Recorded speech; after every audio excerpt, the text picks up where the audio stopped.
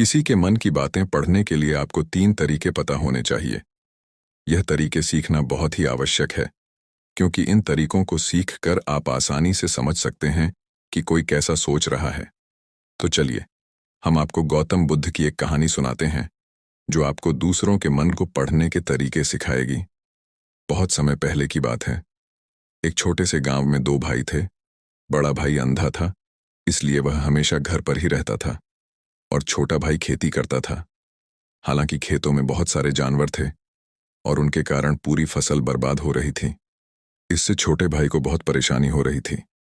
फिर एक दिन उसे ख्याल आया कि वह अपने अंधे बड़े भाई की मदद क्यों नहीं लेता, ताकि वह खेतों से जानवरों को भगा सके। क्योंकि उसका बड़ा भाई अंधा था, वह खेत में बैठकर जानवरों की आवाज सुनते ही उन्हें डरा सकता था। इस तरीके से फसल बच सकती थी। सब कुछ सोचने के बाद उसने अपने खेत में एक छोटा सा झोपड़ा बनाया और अपने अंधे भाई को उसमें रखा। उसने उससे कहा, भाई, अगर तुम किसी जानवर की आवाज सुनो तो जोर से चिल्लाना और जानवर यहां से भाग जाएंगे। इससे हमारी फसलें बच जाएंगी। बड़ा भाई अपने छोटे भाई के विचार से सहमत हो गया और खेत में बैठने लगा। जब कभी उसे किसी जानवर की आवाज सुनाई पड़ती, वह तुरंत जोर से चिल्लाने लगता और जानवरों को डराकर भगा देता। वो कई दिनों तक यह अभ्यास जारी रखता है। एक दिन एक हिरण उनके खेत में दौड़ रहा था और खेत को तोड़कर भाग गया। हालांकि एक राजा भी वहां था, जो हिरण का पीछा कर रहा था। राजा का ध्यान अंधे भाई पर गया और उसने पूछा, क्या तुमने यहां एक हिरण देखा है? जवाब में अंधे भाई ने कहा, मैं अंधा हूं, मैं कैसे हिरण देख सकता हूं? पर मैं तुम्हें इतना बता सकता हूं कि मेरी खेत से जो जानवर भाग गया है, वह आपके पीछा करने लायक नहीं है। आप अपना समय बर्बाद कर रहे हैं। राजा उस अंधे के शब्दों से चौंका हुआ था। उसे आश्चर्य हुआ कि अंधा यह कैसे कह सकता है कि जो हिरण मैं ढूंढ रहा हूं वह पीछा करने लायक नहीं है। तब राजा ने अंधे से कहा, क्या तुम मुझसे झूठ बोल रहे हो? एक ओर तुम कहते हो कि तुम देख नहीं सकते हो, और दूसरी ओर तुम यह दावा करते हो कि वह जानवर जो यहां से भाग गया है, मेरे पीछे पड़ने के लायक नहीं है। फिर अंधे भाई ने कहा, ओ राजा, वह प्राणी जिसे तुम हिरण समझ रहे हो, वह वास्तव में हिरण नहीं है। वह एक मादा हिरण है, और मेरे ज्ञान के अनुसार वह गर्भवती है। मैंने कभी सुना नहीं है कि कोई राजा एक गर्भवती मादा हिरण की शिकार करता है। इसलिए मैं तुम्हें यह कह रहा हूं कि वह तुम्हारे पीछे पड़ने के लायक नहीं है। तुम्हें उसका पीछा करने में अपना समय बर्बाद नहीं करना चाहिए। यह सुनकर राजा और भी हैरान हुआ। उसे समझ में नहीं आया कि अंधा यह कैसे जान सकता है कि वह गर्भवती मादा हिरण है। मैं जिस हिरण का शिकार कर रहा हूं, वह क्या गर्भवती है या नहीं, यह अंधा इतने आत्मविश्वास के साथ कैसे कह सकता है? इसीलिए मुझे इसे जांच करना होगा। राजा ने सत्यता जानने का निश्चय किया और अपने सेनापति से कहा, सेनापति, मुझे चाहिए कि वह प्राणी जिंदा रहे, क्योंकि मुझे जांच करना है कि यह वाकई एक गर्भवती मादा हिरण है। यह अंधा आदमी इतने आत्मविश्वास के साथ कह रहा है, और मुझे यह सुनिश्चित करना है। जाओ और जांचो कि क्या वह एक गर्भवती मादा हिरण है। राजा के आदेश पर सेनापति हिरण को पकड़ने के लिए चला गया। कुछ समय बाद जब वह लौटे तो राजा से कहा, राजा, यह अंधा आदमी पूरी तरह से सही कह रहा है। वह वाकई एक गर्भवती मादा हिरण है। यह सुनकर राजा हैरान हो गया। उसे समझ में नहीं आया कि यह अंधा आदमी कैसे जान सकता है कि वह गर्भवती मादा हिरण है। राजा के मन में कई सवाल उठे। आखिरकार राजा ने इस पर पूरी तरह से समझौता करने का निश्चय किया और अंधे से कहा, सुनो, मुझे यह नहीं पता कि तुम सचमुच अंधे हो या नहीं, लेकिन मैं तुमसे एक सवाल पूछने आया हूं। क्या तुम मेरे सवाल का सही जवाब दोगे? जवाब में अंधे ने कहा, राजा, आप मुझसे जो भी पूछना चाहेंगे, मैं आपको सच्चाई से जवाब दूंगा। राजा ने कहा, देखो, एक ओर तुम कहते हो कि तुम अंधे हो, और दूसरी तरफ तुमने मुझे कहा कि मैं जिस जानवर का पीछा कर रहा था वह गर्भवती मादा हिरण है, और साथ में तुम ये भी पता लगाते हो कि तुम्हारे खेतों में जानवर कब आते हैं और कब जाते हैं। तुमने ये सब कैसे अनुमान लगाया? तब अंधे आदमी ने समझाया, हे राजन, जब आप उस मादा हिरण की पीछा कर रहे थे तो उसकी गति और दौड़ते हुए आवाज से ही मुझे समझ आ गया था कि यह हिरण है, और मेरे खेत की बांध काफी छोटी थी, उसकी ऊंचाई ज्यादा नहीं थी। अगर यह सामान्य हिरण होती तो वह आसानी से उस बांध को पार कर सकती थी, लेकिन वह हिरण उस बांध को तोड़कर भागा था, और यदि वह बांध पार करने की कोशिश करती तो उसके संतान को खतरा होता। इसलिए मुझे समझ में आ गया कि वह गर्भवती है। इस व्याख्या को सुनकर राजा अंधे के विशेष ज्ञान और कौशल को देखकर चौंके गया और सोचा कि यह व्यक्ति अंधा होने के बावजूद अनूठी जानकारी और क्षमताओं से संपन्न है। राजा इसका लाभ उठाने का निश्चय करता है और अंधे से एक और सवाल पूछता है। राजा कहते हैं, तुम बुद्धिमान हो और तुम्हें कई बातों की गहरी समझ है। आज मैंने तुम्हें यहां बुलाया है ताकि जान सकूं कि मेरी पत्नी मेरे प्रति विश्वासी है या नहीं। अंधा आदमी जवाब देता है, हे राजन, ये कैसा सवाल? आपका विवाह कई सालों से चल रहा है और अब आप ऐसी बातें जानना चाहते हैं। ऐसे सवाल आपके मन में क्यों उत्पन्न हो रहे हैं? हालांकि राजा कहता है, तुम्हें इस सवाल का जवाब देना होगा। अगर तुम मुझे उत्तर नहीं दोगे तो मैं तुम्हें मृत्युदंड से सजा दूंगा। राजा की धमकी सुनकर अंधा कहता है, बहुत अच्छा, मैं तुम्हें तुम्हारे सवाल का जवाब दूंगा। लेकिन राजन, अगर तुम इस सवाल का जवाब चाहते हो तो तुम्हें मेरी एक सेवा करनी होगी। राजा पूछता है, मुझे बताओ, मुझे क्या करना होगा? व्यक्ति जवाब देता है, उसके लिए तुम्हें अपनी पत्नी को मेरे साथ एक कमरे में अकेले छोड़ देना होगा। यह सुनते ही राजा पहले तो गुस्सा होता है, लेकिन कुछ समय सोचने के बाद वह उस व्यक्ति की बात मानता है और अपनी पत्नी को उसके साथ एक कमरे में भेजने का आदेश देता है। सेनापति उस पर क्रियान्वयन करता है और अंधे आदमी और रानी को एक कमरे में अकेले छोड़ देता है। उस समय अंधा अपनी बात कहता है, मुझे तुम्हें छूना है। यह सुनते ही रानी बहुत गुस्से से भर जाती है और अंधे को पीटने लगती, कभी हाथों से तो कभी पैरों से और कभी पूरी ताकत से। वह उसे बेहद बेरहमी से पीटती है। बाद में किसी तरह अंधा अपनी जान बचा लेता है और राजा के पास जाता है और राजा से कहा, महाराज, आपकी पत्नी विश्वासी नहीं है। इतना सुनते ही राजा गुस्से से भरकर अपनी तलवार निकालता है और सीधे अपनी पत्नी के पास जाता है। उसने उससे गुस्से में कहा, रानी, आज मैं तुमसे एक सवाल पूछूंगा और तुम्हें सच्चाई से जवाब देना होगा। अगर तुमने झूठ बोला तो मैं तुम्हारा सर तुरंत अलग कर दूंगा। उसने पूछा, क्या तुम विश्वासी हो या नहीं? इस पर रानी ने कहा, महाराज, आप मुझे मार दो, लेकिन मैं विश्वासी नहीं हूं। राजा बहुत खुश हुआ, क्योंकि वह सब कुछ जो अंधे ने कहा था वह पूरी तरह से सच था। इतना सुनते ही राजा तत्काल अंधे के पास जाता है और पूछता है, तुमने कैसे जान लिया कि मेरी पत्नी विश्वासी नहीं है? अंधा उत्तर देता है, महाराज, ये काफी सरल है। मैंने आपकी पत्नी से कहा कि मैं उसे छूना चाहता हूं और वह इतनी क्रोध में आ गई कि मुझे मारने लगी। वफादार औरत कैसे किसी अन्य पुरुष को छू सकती है? जब मैंने उससे कहा कि मैं उसे छूना चाहता हूं, वह मुझे इनकार कर सकती थी, लेकिन उसने मुझे मारना शुरू कर दिया और उस प्रक्रिया में उसने मेरे पूरे शरीर को छुआ। अब तुम मुझे बताओ, इस प्रकार की औरत विश्वासी कैसे हो सकती है? राजा कहता है, तुम बहुत बुद्धिमान हो। ठीक है, तो चलो आगे बढ़ते हैं। उसके बाद वह जोर से कहता है, एक और सवाल का सही जवाब दो और मैं तुम्हें यहां से जाने दूंगा। राजा फिर पूछता है, मुझे बताओ, क्या मैं सचमुच मेरे पिता का बेटा हूं या किसी और का? इस पर अंधा आदमी उत्तर देता है, हे राजन, इससे तुम्हारा क्या लेना देना है? चाहे आपके माता पिता कौन हो, आप इस राज्य के राजा हो तो इस सवाल को छोड़ दो। लेकिन राजा जिद करता है, नहीं नहीं, मुझे इस सवाल का सटीक जवाब चाहिए, वरना यह सवाल मुझे हमेशा परेशान करेगा। इसलिए मैं सच्चाई जानना चाहता हूं। अगर तुम सही जवाब दोगे तो मैं तुम्हें यहां से जाने दूंगा।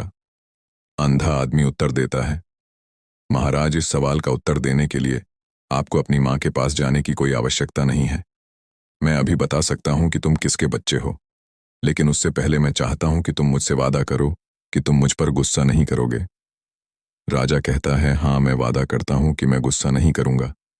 फिर अंधा आदमी जवाब देता है, हे राजन, मुझे तुम्हें बताने की आवश्यकता नहीं है कि तुम सचमुच अपने पिता के बच्चे हो, लेकिन तुम पर एक कंजूस व्यापारी की छाया भी है। यह सुनते ही राजा बहुत खुश हो जाता है और तत्काल अपनी मां के पास जाता है और उससे कहता है, मां, कृपया मुझे सच बताओ, क्या मैं सचमुच अपने पिता का बच्चा हूं या किसी अन्य का? अगर तुम मुझे सच नहीं बताओगी तो मैं यहीं अपनी जान दे दूंगा। मुझे सच बताओ। राजा की मां कहती हैं, पुत्र, तू सचमुच अपने पिता का बच्चा है, लेकिन तुम एक कंजूस व्यापारी की छाया में भी हो। जब मैं नहाकर अपनी आवश्यकता अनुसार देख रही थी, तो मैंने तुम्हारे ऊपर कंजूस व्यापारी की छाया देखी। यह सुनते ही राजा बहुत खुश हो जाता है और तत्काल ही अंधे के पास लौटता उससे पूछता है, तुमने कैसे जान लिया कि मेरी ऊपर कंजूस व्यापारी की छाया थी? अंधा जवाब देता है, हे राजन, आपने मुझसे कई सवाल पूछे और मैंने सभी के सही उत्तर दिए हैं। अगर आप कोई अन्य राजा होते तो मैंने अब तक कई पुरस्कार प्राप्त कर लिए होते, लेकिन आपने मुझे कुछ नहीं दिया। मैंने अब तक एक भी पैसा नहीं लिया है। इसी से मैंने अनुमान लगाया कि आप बहुत कंजूस हैं। यह सुनकर राजा हंसते हुए कहता है, जो भी तुम मांगो मैं जरूर दूंगा, लेकिन मुझे बताओ, तुम कैसे जान लेते हो क्या सही है और क्या गलत, और तुम इतने सटीक और निष्कलंक उत्तर कैसे दे सकते हो? अंधा आदमी कहता है, महाराज, मैं प्राकृतिक रूप से अंधा हूं। अगर मेरी आंखें होती तो मैं किसी के विचारों को आसानी से समझ सकता। मन की अपनी भाषा होती है और इस भाषा को किसी के शरीर की क्रियाओं में देखकर समझा जा सकता है। व्यक्ति की आंखें हो तो काम करने के तरीके और उनकी गतिविधियों को देखकर हम समझ सकते हैं कि उसके मन में क्या चल रहा है। इस पर आधारित हम किसी के विचारों को जान सकते हैं, लेकिन मैं अंधा हूं, इसीलिए मुझे क्रियाओं के माध्यम से जानना पड़ता है। अगर मुझे कुछ जानना होता है तो मुझे अगले व्यक्ति को कार्य सौंपना पड़ता है, समझना पड़ता है कि वह कैसे काम करता है, और उसके आधार पर मैं समझ सकता हूं कि उसके मन में क्या चल रहा है। यह सुनकर राजा पूछता है, क्या इसका मतलब है मैं भी किसी के विचारों को जान सकता हूं? इस पर अंधा कहता है, जी हां महाराज, आप भी जान सकते हैं, लेकिन उसके लिए पहले आपको अपनी आत्मा पर काम करना होगा, और वह काम है अपनी मानसिकता को शांत करना, अपनी मानसिकता को वर्तमान में लाना। इसलिए आज मैं आपको 3 तरीके बताऊंगा। यह तरीके बहुत ही सरल और आसान है, लेकिन राजन, इससे पहले आपको एक चीज करनी होगी, अपनी मानसिकता को संकेंद्रित करना होगा।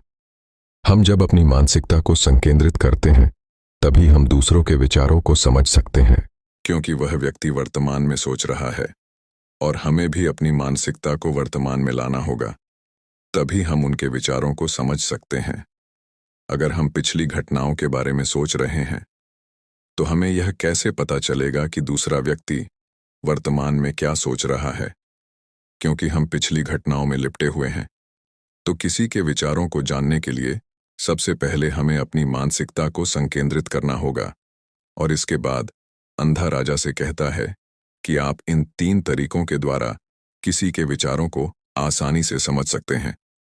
राजा, पहला तरीका है आंखों पर ध्यान देना। किसी से बात करते समय सबसे महत्वपूर्ण यह है कि हम उसकी आंखों में देखें, क्योंकि आंखें बोलती नहीं, लेकिन वह बहुत कुछ कहती है। अगर हम उस व्यक्ति की आंखों के संकेतों को समझना सीख जाते हैं तो हम जान सकते हैं कि उनके मन में क्या चल रहा है, वह क्या सोच रहे हैं और वह क्या करने वाले हैं। मेरी अपनी आंखें नहीं हैं, लेकिन मैंने यह कौशल प्रिय गौतम बुद्ध से कई साल पहले सीखा था। वह मेरे शिक्षक और मार्गदर्शक थे, क्योंकि कई साल पहले मेरी आंखें थीं और मैं सिर्फ उनकी आंखों के माध्यम से लोगों के विचारों को समझ सकता था। इसीलिए अगर आप भी दूसरों के विचार जानना चाहते हैं तो आपको उनकी आंखों पर ध्यान केंद्रित करना चाहिए, जैसे कि उनकी निगाह वह कहाँ देख रहे हैं और किस दिशा में है। जब आप उनसे बात कर रहे होते हैं और उनकी आंखें इधर उधर घूम रही हो, तो यह मतलब है कि वे बातचीत से बचने का तरीका ढूंढ रहे हैं और शायद झूठ बोल रहा हो। अगर व्यक्ति सीधे नजर से टकरा रहा है तो यह मतलब है कि उसको डर है कि उनका झूठ प्रकट हो सकता है और लोग सच्चाई को जान लेंगे। लेकिन अगर उनकी आंखें बिना हिले आपको देख रही हैं तो वह शायद ईमानदार हो सकते हैं और उन्हें आपसे बात करना और अपने विचार साझा करना है। इसके अलावा देखें कि उनकी भौं कैसे हिल रही है। अगर वह दूसरी ओर देखते हुए भौं नीचे जाती है तो वह शायद कुछ सोच रहे हैं या किसी अन्य चीज के बारे में चिंतित है। अगर उनकी भौं ऊपर जाती है और उनकी आंखें बड़ी हो जाती हैं तो वह आश्चर्य या जिज्ञासु हो सकते हैं, जिन्हें आपके विचारों के बारे में, यहां तक कि देखें कि उनकी पूंजी इतनी बड़ी या छोटी है। पूंजी आंख का काला हिस्सा होती है। अगर पूंजी बड़ी होती है तो ये मतलब है कि वह आपको पसंद करते हैं या आपके कहे को पसंद कर रहे हैं। वह उत्साहित या खुश हैं। अगर पूंजी छोटी होती है तो यह मतलब है कि वह आपको पसंद नहीं करते हैं या आपके कहे को पसंद नहीं कर रहे हैं। वह असहज या गुस्से में है। इसके अलावा देखें कि उनकी आंखों की सफेदी कितनी लाल है या कितनी सफेद है। यदि आंख का सफेद हिस्सा लाल है तो यह मतलब है कि वह थके हुए या बीमार हो सकते हैं। वह आपसे बात करना नहीं चाहते होंगे। जब मैं एक बार थके हुए व्यक्ति से मिला था जो यात्रा कर रहे थे, हम जब बात कर रहे थे तो उसकी आंखें बहुत घूमती रहती थीं। मुझे कभी देखती नहीं। इससे दिखाई देता था कि उसको चिंता थी और वह जल्दी जाना चाहता था। मुझे लगा कि वह कुछ छुपा रहा है। वह मेरे साथ बात करना नहीं चाहता था, इसलिए मैंने उससे और सवाल पूछे। मैंने पता लगाया कि उसकी एक गुप्त योजना था। इसी तरह अन्य चेहरे की भावनाओं की अन्य व्यक्तिगत व्यवहार होते हैं जो हमें आसानी से व्यक्ति के विचार समझने में मदद कर सकते हैं। कभी कभी व्यक्ति अपने चेहरे के माध्यम से विभिन्न व्यवहार दिखाता है। यदि आप किसी के चेहरे के अभिव्यक्ति पर ध्यान देते हैं तो आप आसानी से समझ सकते हैं कि वह व्यक्ति निराश है, बहुत दुखी है या बहुत खुश है। आप यह भी समझ सकते हैं कि वह अंदर कैसा महसूस कर रहे हैं, और यह सब बातें उनके चेहरे की अभिव्यक्ति के माध्यम से निश्चित की जा सकती हैं। हे राजन, चेहरा एक चित्र की तरह है जो दिखाता है कि लोग अंदर कैसा महसूस कर रहे हैं, अगर वे कुछ नहीं कहते हैं। यदि आप लोगों को बेहतर समझना चाहते हैं तो आपको इन नीरव संकेतों पर ध्यान देना होगा। जब आप किसी को देखते हैं जिनका मुंह नीचे की ओर मुड़ जाता है और छोटा सा दुखी चेहरा बनता है, तो आमतौर पर यह मतलब होता है कि वह खुश नहीं है, संतुष्ट नहीं है या कुछ हार गया है। आप उनकी आंखों और उनके शरीर से भी समझ सकते हैं कि वह कैसा महसूस कर रहे हैं। वह निचली भावनाओं को महसूस कर रहे हैं। दूसरी ओर, जब कोई बड़ी और सच्ची मुस्कान होती है जो आंखों और गालों को उठाती है, वह खुशी, मित्रता और दयालुता का संकेत है। इसमें आंखों का बड़ा महत्व है। जब वे छोटी और चमकीली होती हैं तो आप सुनिश्चित हो सकते हैं कि मुस्कान सच्ची है। देखें, किसी व्यक्ति की भ्रूण की जगह जहां त्वचा गहरी होती है और ढीली होती है, जब यह गहरी और तंग होती है तो यह अक्सर मतलब होता है कि वे उलझे हुए महसूस कर रहे हैं, कुछ कठिन या नई चीज को समझने की कोशिश कर रहे हैं। रुख का तरीका और मुंह हमें बहुत कुछ बता सकता है। एक मुंह जो बंद और संकुचित हो, यह मतलब हो सकता है कि वह सहमत नहीं है, किसी चीज से संतुष्ट नहीं है या बातचीत करना नहीं चाहते। लेकिन एक मुंह जो खुला और आराम से हो, यह मतलब होता है कि वह खुले मन से बातचीत करने के लिए तैयार है। यदि आप चेहरे की इन संकेतों को देखने और समझने में महारथी है तो आप यह जान सकते हैं कि लोग किस बारे में सोच रहे हैं और कैसा महसूस कर रहे हैं। चाहे वह अपनी भावनाएं बाहर कहें या चुप रहे, उनके चेहरे से हर बात साफ हो जाएगी। इसलिए कोई व्यक्ति जैसे भी अपने शब्दों से बोलता हो, आप उनके चेहरे से सब कुछ समझ सकते हैं। मैं आपको एक कहानी सुनाऊं। एक बार मैं एक दुखी व्यक्ति से मिला जो मेरी मदद के लिए आए, लेकिन वह ऐसा व्यवहार कर रहे थे कि उन्हें कोई परवाह नहीं। लेकिन मैंने उनकी माथे पर एक छोटी सी रेखा देखी जिससे पता चला कि उन्हें कोई परेशानी थी। मैंने उनसे कहा कि मुझे अपनी समस्या बताए और उन्होंने बता दी। इसके बाद उनको अच्छा लगा और मैंने उनकी मदद की। एक सच्ची मुस्कान आंखों को भी खुशी देती है। एक उदासी मुंह की भौहें नीचे जाती हैं। इसका मतलब है कि वह चिंतित या उलझे हुए हैं। भौहें ऊपर जाती हैं जब वे हैरान या जिज्ञासु विचार रहे होते हैं, तो आप उनकी भावना को उनके चेहरे को देखकर समझ सकते हैं। आगे बढ़ते हुए व्यक्ति राजा से तीसरे तरीके के बारे में बताते हुए कहता है, हे राजन, एक और भाषा भी है जो है हाथों के इशारों और शरीर की भाषा। किसी के विचारों को समझने के लिए हमें हाथों के इशारों और शरीर की भाषा को समझना चाहिए। जब कोई व्यक्ति बातचीत करता है तो आपने देखा होगा कि वह अपने हाथों को हर समय हिलाता रहता है, इशारे करता है। शब्दों के अलावा उनके शरीर की भाषा भी बड़ी भूमिका निभाती है। वह क्या सोच रहा है, यह स्पष्ट करने में शरीर और हाथ बिना शब्दों के बहुत कुछ कह सकते हैं। यह शब्दों की तरह बातचीत का एक गुप्त तरीका है जहां आप देख सकते हैं कि लोग क्या चाहते हैं और कैसा महसूस कर रहे हैं। वे छोटी छोटी चीजों से जो वे करते हैं, किसी को ध्यान से देखें। जब वह आपसे बात करते समय अपने उंगलियां तेजी से टैप करता है, जब उंगलियां किसी चीज पर तेजी से आवाज करती हैं, तो यह मतलब हो सकता है कि वह बोर हो रहे हैं, जल्दी में है या बातचीत जल्दी समाप्त करना चाहते हैं। कभी कभी किसी को अपनी भौहों को आपस में जोड़ते हुए देखना, यह मतलब हो सकता है कि वह आपसे या आपके कहने से संतुष्ट नहीं है, वह अपने विचारों को आपसे छुपा रहे हैं। इस तरह से अपनी भौहों जोड़ने का तरीका उनके विचारों और भावनाओं को दूसरों से सुरक्षित रखने की तरह है। इस चिन्ह को देखकर आप जब उनसे बात करें तो दयालु और सतर्क रह सकते हैं, ताकि वह आपसे अधिक संतुष्ट और खुले मन से मिल सके। कभी कभी किसी व्यक्ति को आपस में झुकते हुए देखना, यह मतलब हो सकता है कि वह आपसे या आपके कहने से रुचि रखते हैं। वह आपकी बातों को ध्यान से सुन रहे हैं, जिससे वह आपसे रुचि रखते हैं और जानना चाहते हैं। इस तरह से अपने शरीर को हिलाने का यह तरीका दिखाता है कि वह आपकी बातों को सुनना, सीखना और समझना चाहते हैं। मैं एक बुद्धिमान शिक्षक से मिला था जो ऐसा करते थे। वह बहुत शांत थे, लेकिन वह दिलचस्पी से आगे झुकते रहते थे, जिससे यह प्रकट होता था कि उन्हें उस विषय के बारे में और जानना था।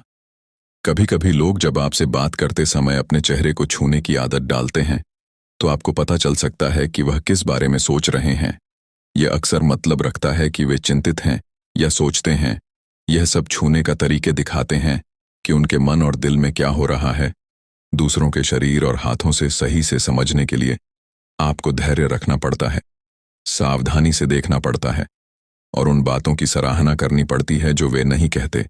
यह छोटी पर महत्वपूर्ण संकेत, जैसे कि एक शांत पुस्तक, आपको उन भावनाओं और विचारों को दिखाती हैं जो उनमें छुपे हुई हैं और आपको उनसे बेहतर जुड़ने में मदद करती हैं। अगर हम इन 3 तरीकों पर ध्यान देते हैं और उन्हें सही से समझते हैं, तो हम तेजी से पता लगा सकते हैं कि किसी के मन में क्या चल रहा है, वह हमारी बातों को कितनी ध्यान से सुन रहे और उनके मन में क्या चल रहा है। लेकिन इससे पहले आपको अपने मन को ध्यान में लाना होगा और उसे वर्तमान में लाना होगा। तभी आप इन सभी क्रियाओं पर ध्यान दे सकते हैं, उन्हें समझ सकते हैं और महसूस कर सकते हैं कि उनके मन में क्या चल रहा है। अन्यथा अगर आप पूर्व घटनाओं या भविष्य के योजनाओं में प्रवृत्त हैं, तो आप कभी भी व्यक्ति की शारीरिक भाषा पर ध्यान नहीं देंगे और आप कभी नहीं समझ पाएंगे कि उनके मन में क्या हो रहा है, वह क्या सोच रहे हैं। आपने कई महान संतों और ज्ञानी व्यक्तियों को देखा होगा जो आपको शांति से देखते हैं और आपको बता सकते हैं कि आपके मन में क्या चल रहा है, आपने उनसे क्या सीखा है। और इसका सबसे बड़ा कारण यह है कि वे आपको पढ़ सकते हैं, आपको समझ सकते हैं, क्योंकि उनका मन सांकेतिक शांतिपूर्ण है, इसलिए वह आसानी से आपके विचारों को समझ सकते हैं। दोस्तों, मुझे आशा है कि आपको यह कहानी पसंद आई होगी और इससे कुछ नया सीखा है। यदि आपने तो कमेंट करके ज़रूर बताएं।